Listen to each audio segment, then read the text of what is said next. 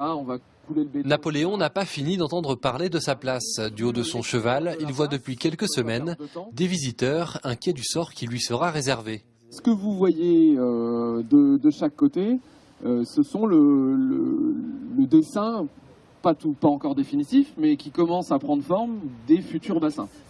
Cette visite a fait le plein. Pour ou contre la nouvelle place Napoléon, la question ne se pose plus, même s'il persiste encore quelques réticents. Pour l'instant, je n'ai pas d'avis, je réfléchis. Vous étiez un peu peut-être sceptique? Oui, je suis dubitative. Voilà. À quand la fin des travaux? Combien de places de parking seront prévues? Dans quel sens circuleront les bus? Chacun y va de sa question.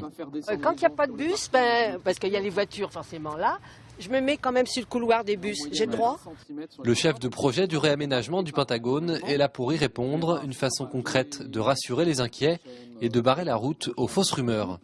C'est très bien, ça permet de se rendre compte un petit peu de ce qu'il va y avoir dans les mois qui viennent. On entend un peu tout et n'importe quoi sur cette place, donc ça permet de remettre les choses au point. Ça m'a semblé assez constructif. Les gens, je pense, sont rentrés dans l'aménagement, sont rentrés dans la perspective de se dire que tout ça allait bouger et j'ai l'impression sont plutôt en attente de la fin des travaux, voir comment tout ça va se dérouler, mais dans un esprit positif, me semble-t-il.